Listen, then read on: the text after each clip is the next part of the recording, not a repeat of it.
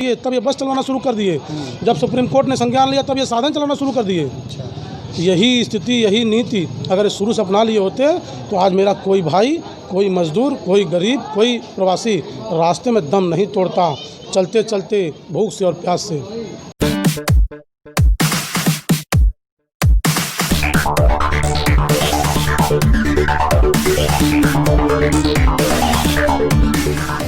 दोस्तों बहुत बहुत स्वागत है आप सभी का हमारे YouTube चैनल में। आज हम लोग बसंतपुर वार्ड के पूर्व पार्षद जी के पास आए। हमारे साथ मौजूद है पूर्व पार्षद विजेंद्र अग्रहरी जी। इनसे हम बातचीत करेंगे क्योंकि लॉकडाउन है पूरे भारत में कोरोना वायरस की वजह से, और लगभग 2 महीने से ज़्यादा का समय हो गया लॉकडाउन हुए। तो इनके क्षेत्र में क्या स्थिति है मज़दूरों की, गरीबों की। ये शुरू से ही जो है मज़दूरों को, गरीबों को भोजन पहुंचाने की पुरजोर कोशिश कर रहे हैं। आप लोगों ने सोशल मीडिया पे देखा होगा। तो आज हमारे साथ मौजूद है विजेंद्र अग्रहरी जी। तो सर आपका बहुत बहुत स्वागत है हमारे चैनल में। धन्यवाद आपको भी। तो सर अभी आपका फ़ोटो वायरल हुआ था कि आप लोगों को राशन मुहैया करा रहे हैं, पहुंचा रहे हैं खाद्यान्न सामग्री। तो मैं पूछना चाहता हूँ वो कहाँ से, आप खुद ला रहे थे या फिर सरकार की तरफ से था वो? नहीं, वो हम लोगों का पर्सनल, हम लोगों की मित्र मंडली है। हम लोग अपने पर्सनल अपने पॉकेट मनी से कर रहे थे और कर रहे हैं। इस समय बड़ी ही स्थिति कष्टदायी है मज़दूरों की, गरीबों की, क्योंकि आप जब उन लोगों के बीच में जाएंगे तो अगर आप थोड़ा सा भी प्रेम, थोड़ा सा भी हृदय आपके पास होगा तो आप जान लीजिए उनकी स्थिति देख करके आप खुद इतनी द्रवित हो जाएंगे। आप चाहेंगे कि हम जितना भी हो सके उनकी सेवा कर लें, उनको खाद्य पदार्थ, बाकी और ज़रूरत की चीज़ें उनको आप उपलब्ध करा दें। बड़ी स्थिति उनकी ख़राब है जो रोज़ कमाने और खाने वाले हैं। बहुत ही स्थिति ख़राब है। सरकार सिर्फ योजना बना रही है, स्पीच दे रही है, डेली एक नया योजना, नया स्कीम बताती है जो गरीब और जो मजबूर लोगों तक नहीं पहुंच पा रहा है। अच्छा, तो अभी आपने कहा कि मतलब उनके पास पैसे ख़त्म हो गए हैं, लेकिन मैंने सुना है आधार कार्ड के जरिए जिनका रजिस्ट्रेशन है सरकार उनके खाते में 1,000 रुपये भेज रही है। तो ये कहाँ तक सही है? अभी मैं कुछ दिन पहले देखा हूँ कि जो भाजपा के पार्षद लोग हैं, भाजपा के कई पार्षद लोग जो हैं महापौर जी को ज्ञापन दिए कि जो सरकार ने 1,000 रुपये के लिए कहा है ठेला खोंचा रिक्शा वालों को, गरीब लोगों को, रोज़ कमाने खाने वालों को, पल्लेदारों को, उनको मुख्यमंत्री जी ने कहा था कि 1,000 रुपये इनको जाएगा पर महीने। अभी तक एक भी किस्त नहीं जा पाया है। पार्षद जी लोग स्वयं विरोध करके ज्ञापन दिए हैं कि इसको दिया जाए। तो सबसे बड़ा सबूत यही है कि अभी तक किसी के खाते में नहीं आया है। जब उनके निर्वाचित पार्षद जो उनके सिंबल से हैं वो स्वयं जाकर के ज्ञापन दे रहे हैं माननीय महापौर जी को कि 1,000 रुपये जो वादा किया था मुख्यमंत्री जी ने वो लोगों के खाते में आए। अच्छा, तो सरकार राशन की भी बात कर रही थी कि जो आधार कार्ड पे जिनका नाम रहेगा उनको राशन मुहैया कराया जाएगा लॉकडाउन में। वो कहाँ तक सही है? सही ये है, आधार कार्ड पे राशन कार्ड मिले हैं, पर कितने मिले हैं आप सुन लेंगे तो आप खुद अचंभित हो जाएंगे। अच्छा, मेरे हिसाब से एक वार्ड में कम से कम जनसंख्या 25 से 20,000 लोग हैं एक वार्ड में, और शर्म आता है सरकार की इस योजना पे। एक वार्ड में 5 लोगों को राशन देने का नियम बना, जो प्रशासनिक लोग जो है एक वार्ड में 5 लोगों को राशन देंगे आधार कार्ड पे। आप बताएं जहां 20,000 25,000 लोग होंगे, और मैं ये मानता हूं कि एक वार्ड में बहुत होंगे तो 1,000 से 2,000 लोग ऐसे होंगे जो संपन्न होंगे, बाकी 18 से 20,000 लोग ऐसे होंगे जो रोज़ कमाने खाने वाले लोग होंगे, या फिर थोड़ा बहुत रखे होंगे तो उसको भी वो 2 महीने में खा चुके होंगे। 5 लोगों को 10 किलो 12 किलो जो राशन मिले होंगे उनको, उनके साथ एक बहुत ही भद्दा मजाक है। तो सरकार तो अभी 20 लाख करोड़ का पैकेज दे के गई है, आखिर ये पैसा जा कहाँ रहा है? तो लोगों को नहीं मिला तो जा कहाँ रहा है पैसा? अभी तो वो सपने हैं, मुंगेरी लाल के हसीन सपने बहुत दिखाए जा रहे हैं और बहुत दिखाए जाएंगे। तो आप पूर्व पार्षद रह चुके हैं, आपके क्षेत्र में जो क्वारंटाइन सेंटर बनाया जा रहा है, जो प्रवासी मजदूर आ रहे हैं, उसकी क्या व्यवस्था है? हमारे घर के बगल में एक राम रतन है, उसका दामाद दिल्ली से आया है। मैं देख रहा हूँ क्वारंटाइन हुआ था वो, मैं देख रहा हूँ एक हफ्ते से मछली बेच रहा है। अच्छा, ये स्थिति है। लेकिन सरकार तो सख्त निर्देश है कि मतलब 11 से 14 दिन तक उनको जो है क्वारंटाइन रहना है। मैं आपको बता दिया ना कि मेरे मोहल्ले में कई लोग हैं ऐसे जो सब्जी और मछली बेच रहे हैं। अच्छा, तो ये स्थिति है। और मैं ये जानना चाहता हूँ कि जैसे जो प्रवासी मजदूर आ रहे हैं, और इससे हम सभी लोग अवगत हैं कि वो पैदल आ रहे हैं वहाँ से, सरकार उनके लिए कोई व्यवस्था नहीं कर रही है। लेकिन वही जब पूंजीपतियों के जो बच्चे थे जो फंसे हुए थे, पूंजीपतियों के जो रिश्तेदार थे, सरकार उनको बाकायदा प्लेन भेज करके जो बुला रही है, इस पर आप क्या कहना चाहेंगे? पूंजीपति के जो बच्चे हैं, पूंजीपति को जब वो इम्प्रेस कर लेंगे तो चुनाव में वो उनको डोनेट करेंगे। हमारे बड़े नेताओं को वो डोनेट करेंगे, इसलिए पूंजीपति के बच्चों को वो फ्लाइट से मंगा लेंगे, एसी कारों से मंगा लेंगे, एसी बसों से मंगा लेंगे। लेकिन अभी कांवर यात्रा की आप बात करें तो कांवर यात्रा पे जाने वालों को सरकार फूल बरसाती, वो तो पूंजीपतियों के बच्चे नहीं रहते हैं, तो उनके लिए फूल बरसाती है। कांवर में आप देखेंगे 98% निचले तबके के ही लोग होते हैं, मिडिल क्लास और लोअर क्लास। मैं मानता हूं कि ये स्थिति बहुत भयानक स्थिति थी। जो लेबर मजदूर जो प्रवासी आ रहे थे, सड़कों पे कितनों ने तो भूख और प्यास से दम तोड़ दी। सरकार अगर चाहिए होती तो जिस तरह सरकार ने दिल्ली में करीब 500 MP मंत्री या मुख्यमंत्री को लगा दी थी चुनाव को हाईजैक करने के लिए, अगर उसी तरह लगा दी होती प्रदेशों में तो कहीं कोई प्रवासी मरता नहीं भूख से और प्यास से। बस चाहत होनी चाहिए। मैं उनको कहना चाहता हूँ कि चाहत पैदा करेंगे जब वो कर लेंगे। मैं जानता हूँ उनके अंदर बड़ी क्षमता है। MP चुनाव आप देख लीजिए किस तरह से सेहरा किसी और का, पगड़ी कोई और मान लिया। अब दिल्ली आप देखें, इतने ज़्यादा MP मैं कभी देखा नहीं किसी चुनाव में किसी की ड्यूटी कोई सरकार लगाई हो। इतने ज़्यादा मुख्यमंत्री किसी चुनाव में लगे नहीं, इतने ज़्यादा कैबिनेट और राज्य के मंत्री नहीं लगे कि जाइए अब वहाँ पे जितना भी हो सके कैंपेन करिए। ये सरकार सिर्फ और सिर्फ पूंजीपतियों की है। मिडिल क्लास और गरीब के लोगों से कोई मतलब नहीं है। वो मर जाएं, वो शहीद हो जाएं, उनके लाश पे सिर्फ राजनीति करेंगे। इनको कोई मतलब नहीं है कि हाँ कोई मजदूर भूख से मर रहा है, प्यास से मर रहा है। आपने देखा होगा ट्रेन जो ट्रेन चलती है गोरखपुर के लिए, पहुंच जाती है उड़ीसा, और उसमें कई बाडियाँ एक हफ्ते से टहल रही हैं। आप कल्पना करिए मंजेश जी, आप कल्पना करिए जिस बोगी में एक बाडी रही होगी और वो 5 दिन 6 दिन उस पैसेंजर के बीच में वो बाडी रही होगी, वो व्यक्ति किस तरह से 5 और 6 दिन काटा होगा। आपके घर, हमारे घर कोई मिट्टी हो जाती है तो सुबह से शाम तक हम उसकी अंतिम संस्कार करने के लिए पूरे प्रयासरत होते हैं कि कर लिया जाए। और इस भीषण गर्मी में ट्रेन में जो बाडी जिस पैसेंजर के साथ एक हफ्ते 5 दिन 6 दिन रह गई होगी, उस बाडी की क्या स्थिति रही होगी और उस व्यक्ति जो पैसेंजर उसमें रहे होंगे क्या स्थिति रही होगी। तो सोच करके रोए खड़े हो जाते हैं मंजेश जी।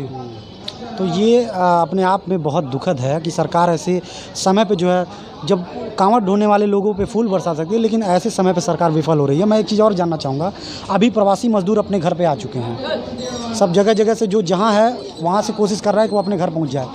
और जैसे ही लॉकडाउन ख़त्म होगा, लोगों के सामने रोज़गार की एक बहुत बड़ी समस्या खड़ी होगी। तो ऐसे में क्या सरकार रोज़गार मुहैया करा पाएगी लोगों को? सरकार बहुत बड़ी नब्ज़, एक बड़ी संख्या के लोगों की नस पकड़ ली है। कभी उनको धर्म के नाम पे, कभी उनको देश में युद्ध के नाम पे, कभी उनको मंदिर और मस्जिद के नाम पे, हिंदू मुसलमान के नाम पे, गाय और बीफ के नाम पे सिर्फ इनको डाइवर्ट कर देती है। जब आप रोज़गार मांगेंगे तो वो कहेंगे चाइना आँख दिखा रहा है। अच्छा। जब आप राशन मांगेंगे तो कहेंगे पाकिस्तान से अपनी स्थिति बहुत बेहतर है। जब आप कहेंगे कि काम चाहिए तो आप कहेंगे बस इमरान हमसे थर थर काँप रहा है। सवाले जिगर जवाबे दिगर। आप उनसे पूछेंगे आम कब मिलेगा तो कहेंगे कि गेहूँ पैदा हो रहा है, वो तुरंत टहला देंगे। ये बहुत बुरी स्थिति है देश की और देश के नेताओं की। ये किसी के भी, इनको किसी के पीड़ा से मतलब नहीं है। ये किस तरह से प्लानिंग करके किस तरह अपना साम्राज्य स्थापित करें, बस इनमें इनकी एक सूत्री यही नीति होती है। आपने कहीं भी, मैं आज तक के राजनीतिक अनुभव में मैं ये नहीं देखा कि इतना इंसान गिर सकता है, इतना इंसान गिर सकता है।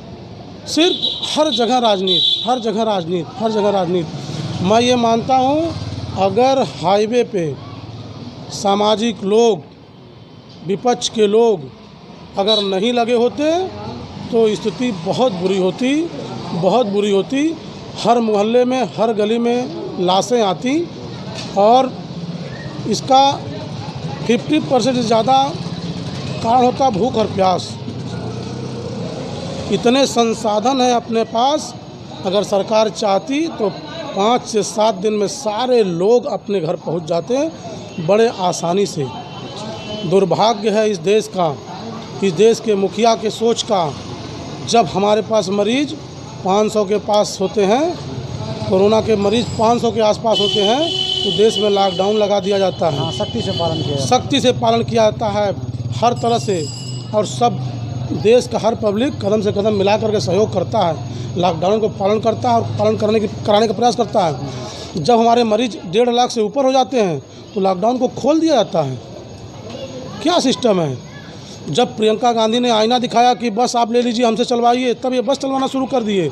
जब सुप्रीम कोर्ट ने संज्ञान लिया तब ये साधन चलाना शुरू कर दिए।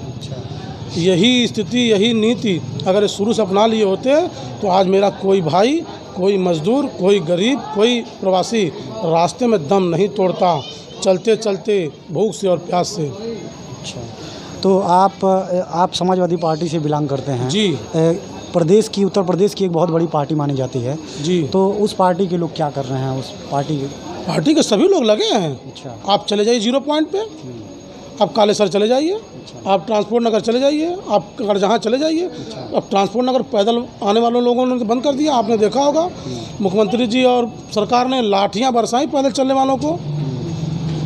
वालों को लाठियाँ बरसाई कि आप पैदल नहीं चलोगे। लेकिन हम मज़दूरों से बात कर रहे थे, जो प्रवासी मज़दूर आ रहे थे, उनसे जब हम बात करते थे तो वो साफ करते थे कि जब हम उत्तर प्रदेश से बाहर थे तब तक तो हमको खाना पानी मिल रहा था, लेकिन मज़दूरों को खुद कह रहे थे कि हमको जब उत्तर प्रदेश में आए तो ना हमारी पुलिस मदद कर रही है और ना ही यहाँ के लोग मदद कर रहे हैं, और पुलिस वाले लाठियाँ भी चला रहे हैं। तो यहाँ उत्तर प्रदेश की राजनीति सिर्फ धर्म पर डिपेंड हो गई है। ये भी एक विषय है कि जब आप मानसिक गुलाम हो जाएंगे, आपको किसी से काम की उम्मीद नहीं होगी, किसी से आपको दबाव की उम्मीद नहीं रख पाएंगे आप कि हाँ हमको काम चाहिए, विकास चाहिए, रोज़गार चाहिए, तो वो व्यक्ति जान जाएगा कि ये सिर्फ और सिर्फ जाति और धर्म की राजनीति चाहते हैं। ये फिर आएंगे, फिर आपके सामने चुनाव में आएंगे, कहेंगे कि वो मुसलमान ने बीफ फेंक दिया, वो इमरान हड़का रहा है, पाकिस्तान से खतरा है, देश में चाइना बॉर्डर पे बवाल चल रहा है, चाइना अटैक करने वाला, तमाम तरह के सवाल जिगर जवाब दिगर वाले माहौल बना करके फिर आएंगे, कहेंगे नहीं मैं ही बेहतर हूँ। तो ये लोग भी कहीं ना कहीं मजबूर हैं, कहीं ना कहीं ये जिम्मेदार हैं कि हाँ हम ऐसी सरकारों को चुनते हैं। तो अभी आपने कहा कि सरकार से जब लोग रोज़गार मांगते हैं तो सरकार उनको चाइना का डर दिखा देती है, पाकिस्तान का डर दिखा देती है। तो मैं जानना चाहता हूँ आखिर पब्लिक इतनी अंधी कैसे हो जाती है, इतना अंधभक्ति कैसे? मेरे भाई, अंधभक्ति नहीं है, हर व्यक्ति सपना देखता है, पर इनका एक बहुत बड़ा तंत्र है IT सेल। अच्छा। उस पर आपको कभी कभी तो आपको दिखा देंगे कि चाइना के प्रधानमंत्री ने इनको चाय पिला दिया, कभी कभी दिखा देंगे कि अमेरिका के ट्रंप ने इनको कहा कि आप हैं तो मैं हूँ। अच्छा। ये कुछ भी कर सकते हैं IT सेल, IT सेल के ज़रिए। हाँ, IT सेल के ज़रिए ऐसा सपना आपको दिखा देंगे कि लगे कि कल आपके घर सोने की थाली और प्लेट आने वाली है। तो आप लोगों को क्या संदेश देना चाहेंगे इस पर? मैं लोगों को संदेश यही देना चाहता हूँ, लॉकडाउन का पूरे ईमानदारी से आप अमल करें। आप कल जो आप परहेज कर रहे थे, मैं देख रहा हूँ लोगों के अंदर इस समय लापरवाही ज़्यादा आ गई है। वो ये सोच रहे हैं सरकार ने लॉकडाउन में छूट दे दी है तो स्थिति बेहतर हो गई है। स्थिति बहुत ही भयानक हो गई है। अब आप और सजग रहिए, अपनी और अपने लोगों की सुरक्षा कीजिए, क्योंकि आने वाला समय और भी भयंकर होगा और भी स्थिति खराब होगी। अभी तो बताया है WHO ने कि 1-2 महीने में स्थिति और ख़राब होगी। स्थिति इतनी ख़राब हो जाएगी कि हम आप जिस भय से गुजर रहे हैं वो सब सामने आ जाएगा। हम आप लाशों की गिनती नहीं कर पाएंगे भाई साहब, जो स्थिति बन रही है, आप देखिए पहले 10-20 मरीज आते थे, तो आपने इतनी सख्ती से लॉकडाउन का पालन किया। अब 8,000 10,000 डेली मरीज बढ़ रहे हैं, तो आपने कहा नो लॉकडाउन, फ्री है। तो जब उसमें कोई संक्रमित व्यक्ति आएगा हमारे बीच में, मार्केट में घूमेगा और सबको वो संक्रमित करके चला जाएगा, तो फिर कितना आप बचा पाओगे। आप इटली और अमेरिका की बात करते हो, तो वहाँ की चिकित्सा में आप आ पाओगे।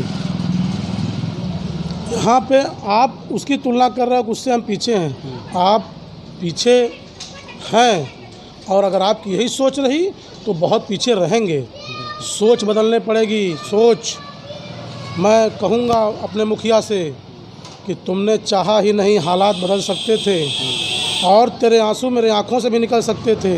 अफसोस ये रहा कि तुम तो ठहरे ही रहे झील की तरह, और दरिया बनते तो समंदर तक निकल सकते थे। बहुत खूब, एकदम सटीक आपने सही बताया। मैं लुइस जॉनसन जो कि ब्रिटेन के प्रधानमंत्री हैं, उनको कोरोना वायरस हुआ था, कोविड-19। तो जब वो ठीक होकर के अस्पताल से निकले, हालांकि उनका जो इलाज था, वो ट्रीटमेंट जो था वो सरकारी अस्पताल में हुआ, तो उन्होंने निकलते ही ये बयान जारी किया कि हमारी जितनी भी सरकारी संस्थाएँ हैं, जितने भी सरकारी तंत्र हैं, हमारी सरकार की कोशिश रहेगी कि उन सरकारी तंत्रों को बचाया जाए। लेकिन हमारे जो सरकारें हैं, हमारी जो गवर्नमेंट है वर्तमान की, वो लगातार प्राइवेटाइजेशन कर रही है। तो इस पे आप क्या कहना चाहेंगे? सरकार को क्या प्राइवेटाइजेशन करना सही है? आज आप देखे होंगे इस विपत्ति में वही लोग काम आए। हाँ, सरकार वही लोग काम आए, बिल्कुल बिल्कुल, जो सरकारी और सरकार हमेशा उनके खिलाफ रही है। आप देख लीजिए किसी भी हॉस्पिटल में, चाहे वो पुलिस हुई, चाहे हमारे डॉक्टर्स की टीम हुई, चाहे हमारे सफाई नगर निगम की टीम हुई, वही काम आए हैं, बाकी लोग भग गए हैं। और सरकार इनकी हमेशा खिलाफत करती रही है, इनको हटाने की नीतियां और नियति बनाती रही है, इनके खिलाफ हमेशा रही है। और मैं आपसे ये भी कह दूं कि अगर ये नहीं होते, इन्होंने जो काम किया है, एकदम जिस तरह रणभूमि में बैठ करके अपनी जान को न्यौछावर करके अभिमन्यु खड़ा था कि मुझे मरना है पर मैं किसी को बचा के जाऊंगा, अभिमन्यु का रोल अदा कर रहे हैं ये लोग। मैं सैल्यूट करता हूं डॉक्टर को, उन सफाई कर्मियों को, उन पुलिसकर्मियों को इन्होंने बेइज्जत कर दिया दारू के दुकान पे खड़ा करके। मैं अपने जीवन में कभी पुलिस को मैं देखा था कि शराब वाले अगर पी के जाते थे तो पुलिस को देख करके उनका 50% नशा उखड़ जाता था। अच्छा, पर उनका भी डर बहुत खौफ ख़त्म हो गया जी। वो देखते हैं दारू वाली दुकान पे खड़ा होकर के वो दारू बेचवा रहे हैं, तो अब क्या करेंगे? सरकार ने तो लग रहा है हम लोगों के लिए बना दिया व्यवस्था कि आप आइए पीजिए, और नाली में गिरेंगे तो निकाल के पहुँचाएँगे भी। तो ये स्थिति है हमारे देश की। क्या स्थिति है आप देख सकते हैं। प्राइवेटाइजेशन पे सरकार बहुत ज़्यादा फोकस करती है, सरकारी संस्थाओं को पूंजीपतियों के हवाले या उसका प्राइवेटाइजेशन करने की कोशिश करती है। लेकिन इस लॉकडाउन में लगभग सभी सरकारी कर्मचारी ही काम आए, चाहे वो डॉक्टर्स हो या नर्स हो या फिर सफाई कर्मचारी हों। तो ये थे विजेंद्र अग्रवाल जी, जो बसंतपुर के पूर्व पार्षद हैं। हमारे साथ बात करने के लिए आपका बहुत बहुत धन्यवाद। बहुत बहुत धन्यवाद आपको। तो हम अपनी चर्चा को यहीं विराम देते हैं। बहुत बहुत धन्यवाद आप सभी का। मैं मंजेश कुमार, अनिल बौद्ध जी के साथ, धन्यवाद।